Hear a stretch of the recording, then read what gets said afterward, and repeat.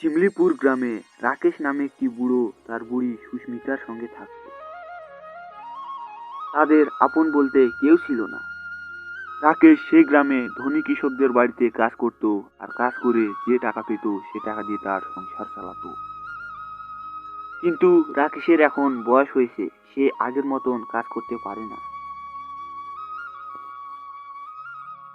ওরে বাবারে, আর পারছি না, অল্প কাজ করতে হাঁপিয়ে যাচ্ছি, একটু জিরিয়ে নি। হ্যাঁ, আরে রাকেশ দাদু, এভাবে কাজ করলে কাজ কিভাবে এগোবে? আমি তখন থেকে দেখছি তুমি জিরিয়ে জিরিয়ে কাজ করছো। এইভাবে যদি চলতে থাকে তাহলে কাজ কিভাবে এগোবে? হ্যাঁ, কি করব বাবা, বয়স হয়েছে, আগের মতন কাজ করতে পারি না। আমিও সেটাই বলছি, তোমার বয়স হয়েছে, তুমি আর কাজ করতে পারবে না। আর এই নাও আজকের মজুরি, কালকে থেকে আর কাজ করতে আসবে না।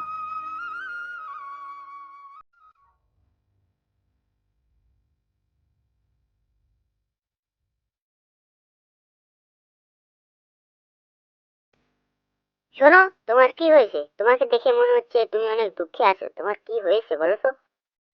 তোমাকে আর কি বলবো, এখন আমার বয়স হয়েছে, তাই আগের মতন কাজ করতে পারি না। তাই আমাকে সে কাজ থেকে বের করে দিয়েছে। যদি কাজ না করি তাহলে সংসার কিভাবে চলবে বলো? তুমি চিন্তা করো না, কিছু একটা হয়ে যাবে। হ্যাঁ, এইভাবে দিন যেতে থাকে, তাদের জমানো খাবার শেষ হয়ে যায়। শোনো, ঘরে কিছু খাবার নেই, যাও বাজার থেকে কিছু নিয়ে এসো। ঠিক আছে, আমি বাজার থেকে কিছু নিয়ে আসছি। বলে তো দিলাম, কিন্তু আমার কাছে তো টাকা পয়সা কিছুই নেই, কিভাবে বাজার করব? যাই, একটু কাজের খোঁজ করে দেখি, কাজ পাই কিনা।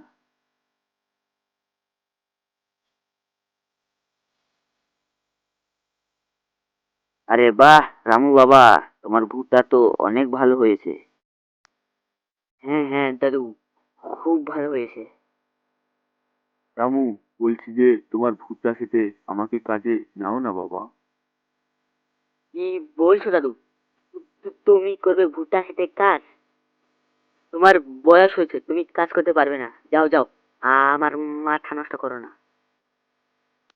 আজ বয়স হয়েছে বলে কেউ কাজে নেয় না, এই দুঃখ নিয়ে আমি কিভাবে বাড়ি ফিরে যাই? না না, আমি বাড়ি ফিরে যাব না।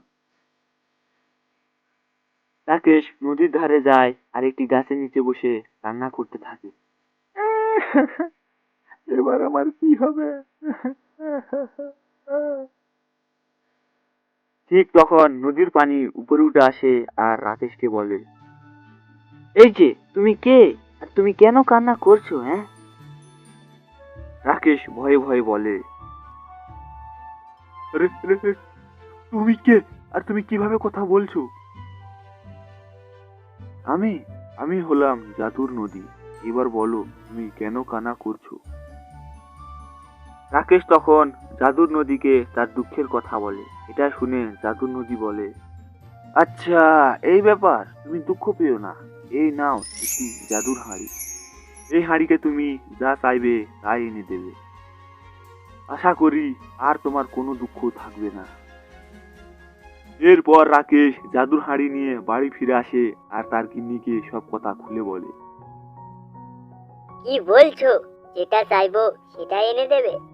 হ্যাঁ, তাহলে আর বলছি কি, এই দেখো জাদুর হাঁড়ি, আমাদের অনেক সুস্বাদু খাবার এনে দাও। আরে বাহ, এটা তো সত্যিই জাদুর হাঁড়ি। এরপর এরপর আবার কি, তাদের আর কোনো দুঃখ রইল না।